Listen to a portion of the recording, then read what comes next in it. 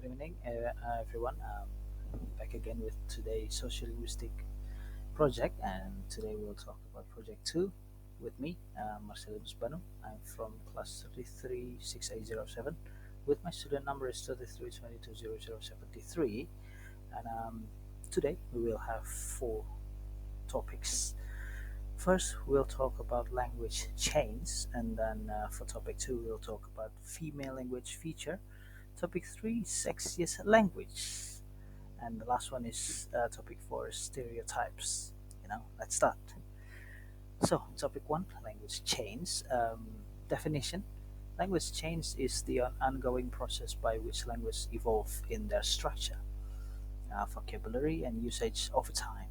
Language change occurs across all linguistic levels: phonological or sound, morphological, words form, syntactic, sentence structure, semantic, meaning, and lexical vocabulary. It's driven by a variety of factors. In here, I will talk only two of the most important. The first one is social interaction. When speakers of different dialects or language come into contact, borrowing and blending occur. For example, English borrowing ballet from French, and then next is technological and cultural shift. New inventions and social trends introduce new words. For example, selfie and ghosting. These are a few examples. Number one is Old English to Modern English. The Old English word have word, meaning love guardian, evolved into lord. This shows how both vocabulary and meaning shifts over centuries. Number two is internet slang. Words like yeet, simp, and sus have entered everyday speech through online communities and gaming culture, especially among Gen Z. Next is semantic shift. The word literally is now more often used for emphasis rather than its original meaning. For example, I literally died laughing, showing how usage can override traditional definitions.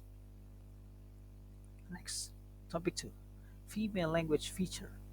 So the definitions is this refers to linguistic patterns that are statistically more common in women's speech, often shaped by social norms and expectations, like Robin Lakoff's work in 1975.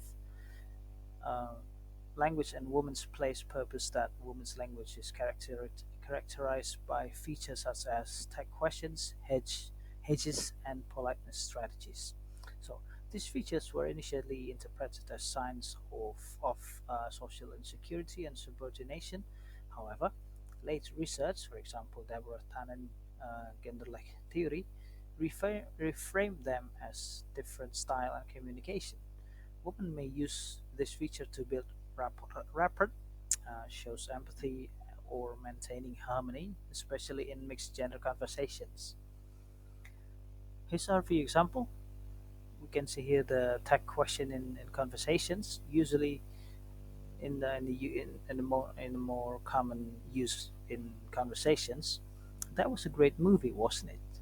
Often used by women to invite agreement or soften a statement. Next, number two is hedges in academic speech. I think this might be a possible explanation. Women may use the hedges to appear less assertive in formal settings, though this varies by context, of course. Number three is politeness strategies. Would you mind passing the salt, please? Women are statistically more likely to use indirect and polite forms, especially in a mixed gender group.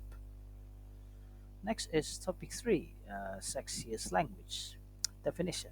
This is a cultural perceptions that certain language sounds more attractive, romantic, or seductive than others.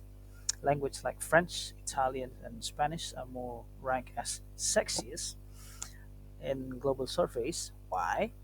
Because this language often have open vowels, smooth consonants, and melodic intonations, which many listeners find pleasing.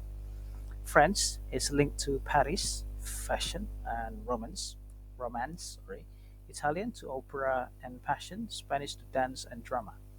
Films, music, and celebrity shape how we perceive languages.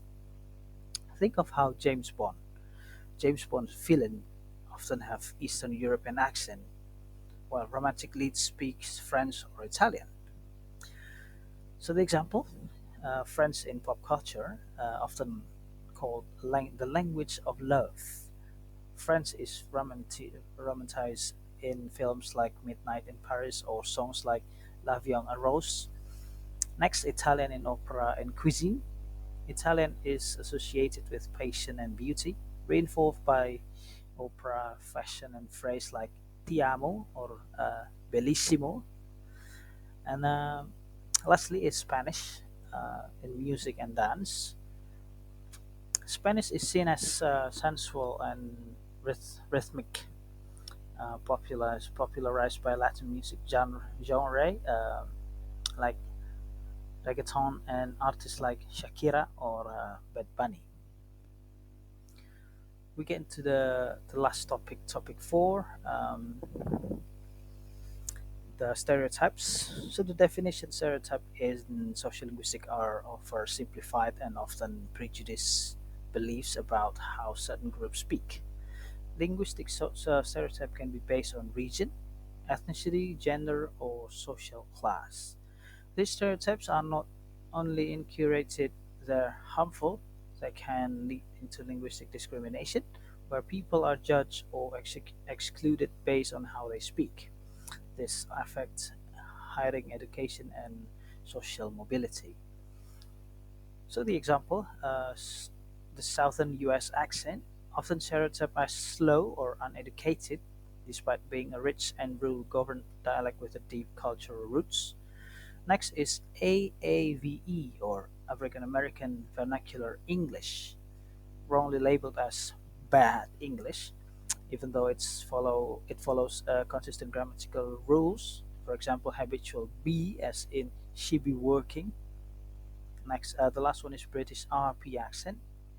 Received pronunciation is often perceived as more intelligent or authoritative in media, reinforcing class-based stereotypes, or usually people call it posh, maybe.